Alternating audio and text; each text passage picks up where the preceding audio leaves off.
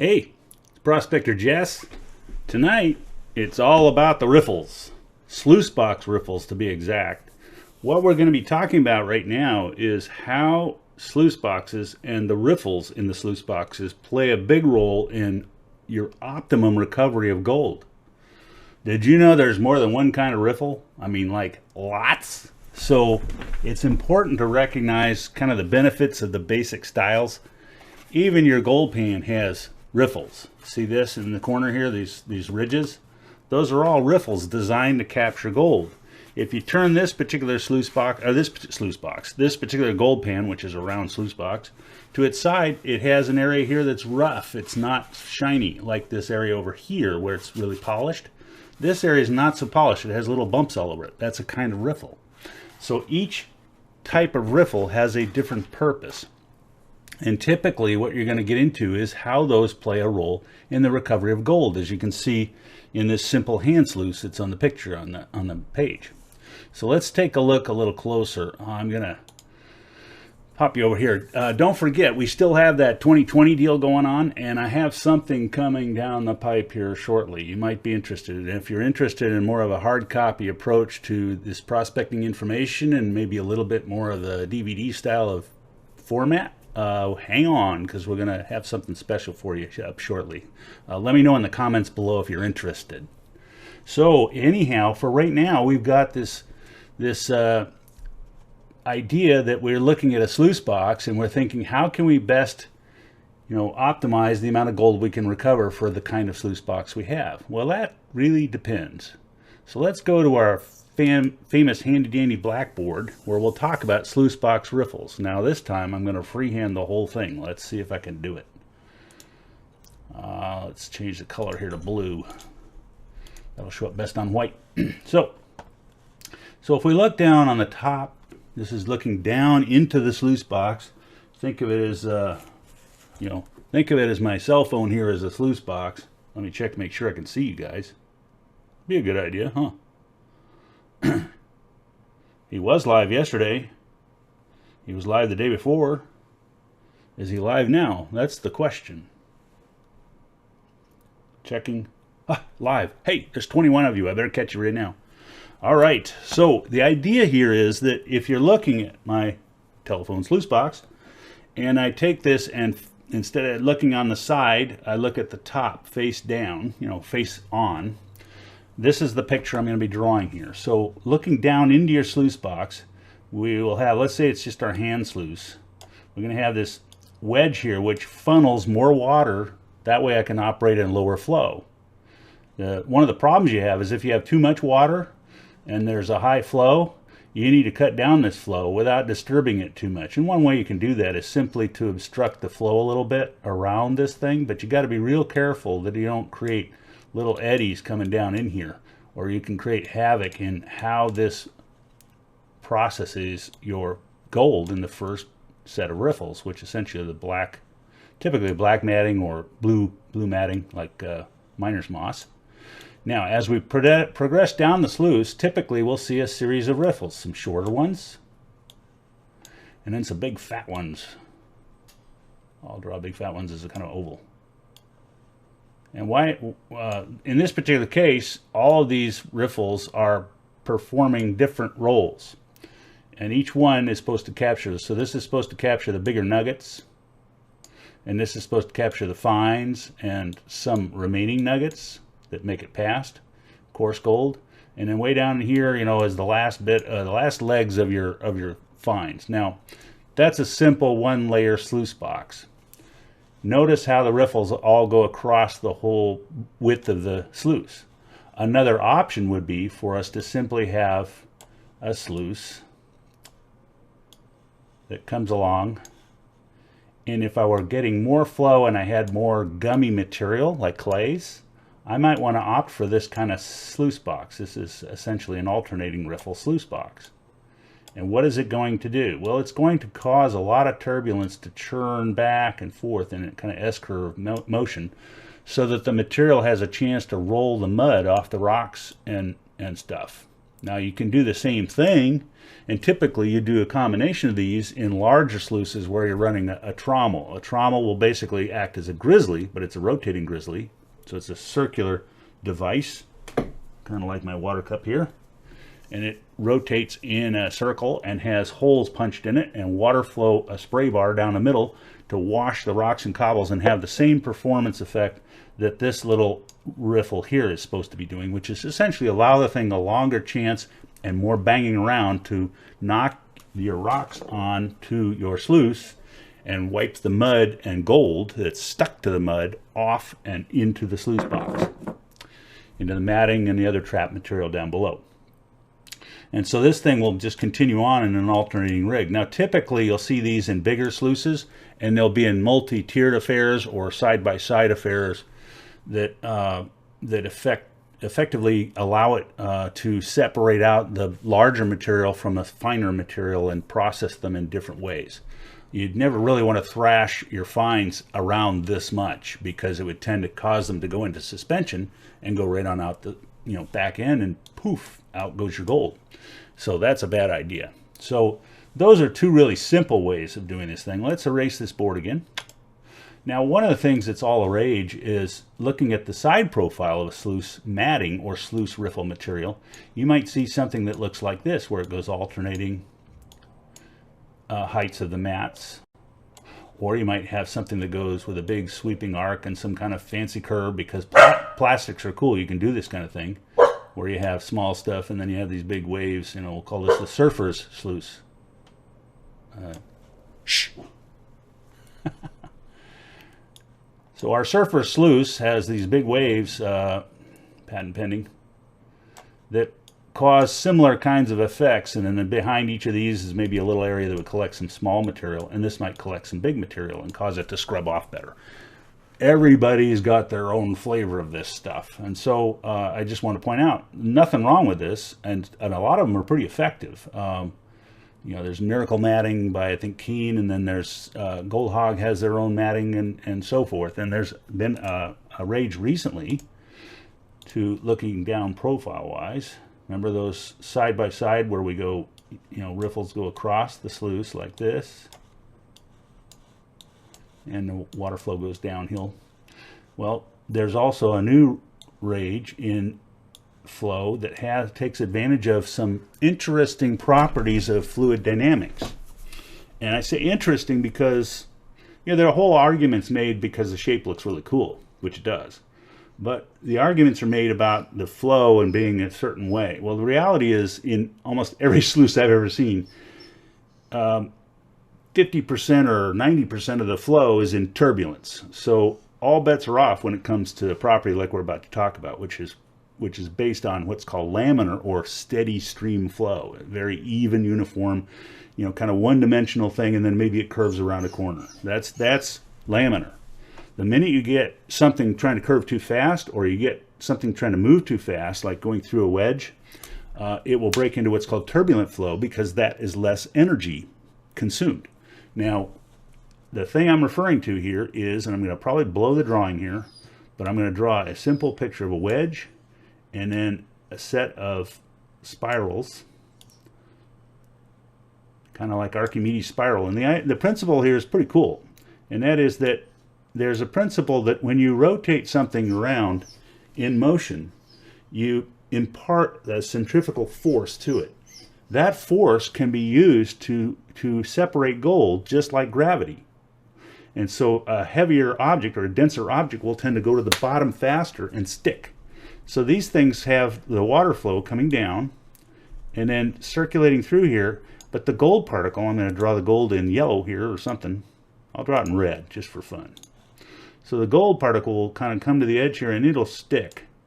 And it'll stay stuck in these ridges. And I've seen some recent data, or I'll call it empirical evidence. I don't have data on this. I have pictures that show this sluice where you might see gold sticking here, here, here, and here in this sluice, and in little patches all the way down. This one might go down one or two of these riffles, and by the second riffle, it's captured pretty much all the gold it's ever going to capture, and that is awesome. meaning that you got 0 gold coming out the back end here or close to it. Whereas this might have some, you know, 0.01% or something, you know, some small number. But the reality is if you're running a lot of black sands and a lot of gold through, you want to capture as much of that fine stuff as you can. And that's the stuff that disappears out this back end. Hence, all this focus on trying to create these interesting patterns of flow that might stand a chance of increasing the capture of gold, and especially fine gold. Because remember, fine gold drops through water slower than coarser or nugget gold. They drop quickly because they don't have as much surface friction for the size of particle. So now what we're going to be doing is taking that thing that has a small amount of, you know, it has a large amount of surface friction, that small particle, and accelerating it in a centrifugal way in this particular sluice box. Going to force it into the corner using centrifugal motion and cause it to trap out quicker, more effectively, faster, earlier, and not go out the back end of your sluice box. Pretty cool idea if I say so myself. And there are others that do that same thing in the, you know, like if you look at the shape of the Miracle Matting, it has a similar kind of property where it's trying to accelerate things into that back corner. Anything you can do to cause it to kind of stay in a natural laminar flow and accelerate the gold to pin itself someplace and stay out of that flow earlier with smaller particles, the more effective it is at capturing gold. The only problem with all of those is that at some point, if you capture enough of these heavier particles that are kind of have this property that's a little bit different than gold, you also tend to capture other particles like garnet sands, black sands, magnetite, hematite, some kinds of pyrite. Things that are dense and heavy will tend to trap out along with this. And if you get too much of them in your environment where you're prospecting, you're going to end up with these layers and layers and layers of material that are going to plug up your sluice, and you got a problem. So there's no way around management and optimization of your sluice, no matter what you do in the way of magic, miracle, anythings, because they all have the basic principles they operate under, and you need to understand those well enough and understand the properties of gold and its density and fluid dynamics enough with friction so that you can kind of look at it and say, why is it plugging up? What do I need to do about that to make it work? And then you make those changes, try it again. Why is it letting gold out the back end? Okay, now I optimize between those two. And typically you're going to be optimizing between how much junk builds up here in this end, and that's across both of these kinds, any of these kinds of sluice, how much builds up early in the sluice box and how much gold goes flying out the back end. And it's always a teeter-totter. You're going to balance these two forces, these two imbalanced physical properties that's dependent on the gold you're getting in the area you're working and the gold sluice design, the riffle design that you have. Each riffle has its own set of properties and its own set of difficulties. One of the problems with more complex riffles, and I'll say this is more complex, is that this simple riffle has a certain kind of property of flow, fairly easy to understand. More complicated riffles with more interesting, intricate flow patterns can create situations under the right circumstances where you don't realize it, but you just maybe throttled down your dredge or your high banker's engine, letting less water flow through it, or you change the way you put the rocks in front of your sluice box, and unbeknownst to you, under those conditions, this gold starts to move, bouncy, bouncy, bouncy. It goes into oscillation, and you didn't know that, but it just flew out the back end, and before you could, you know, say lickety split, it's gone. Now, typically these ones, that regime where things go into resonance or oscillation is a little bit more, you know, we call it linear, a little easier to understand and control.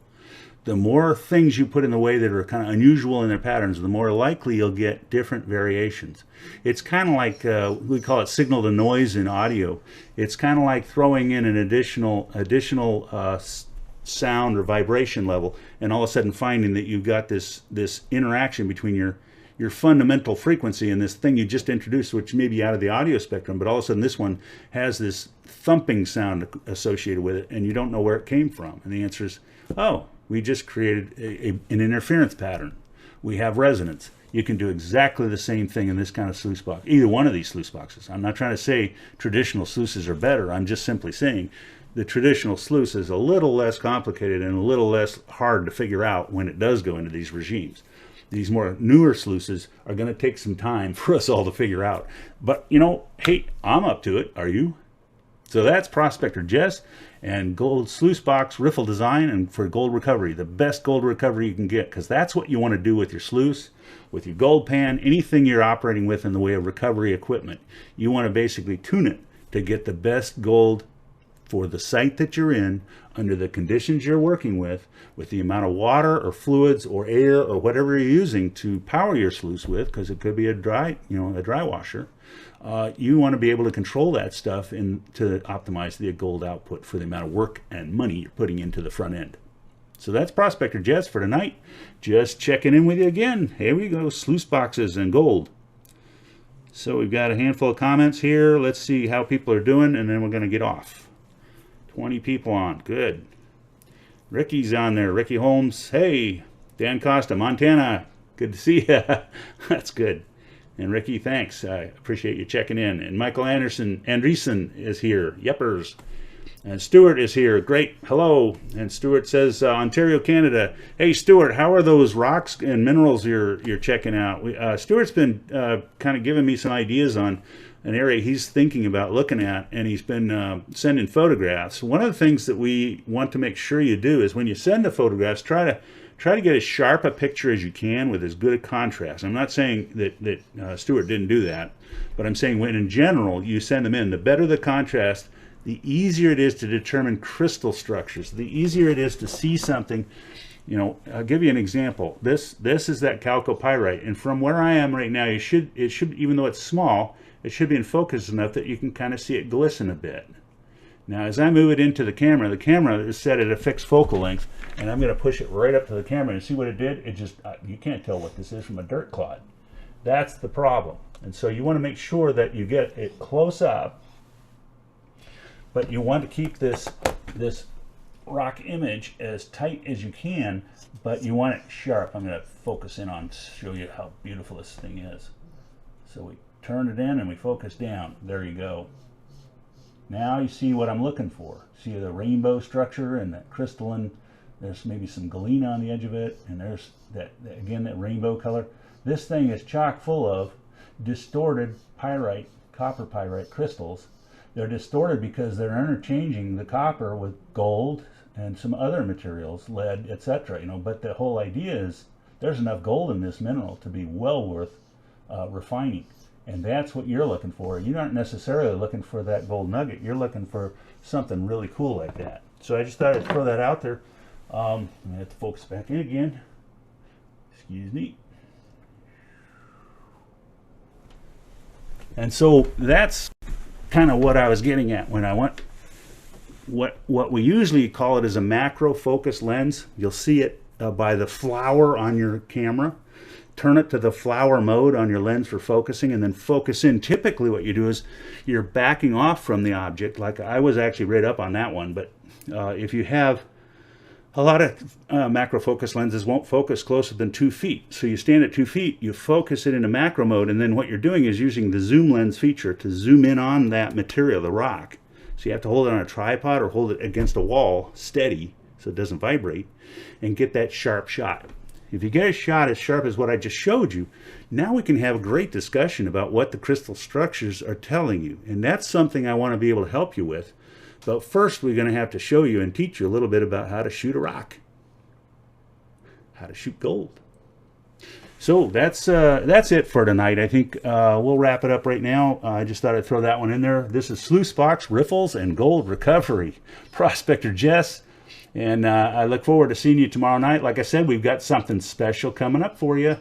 Don't miss out. You know, oh, look at that. I'm blurry as all get out.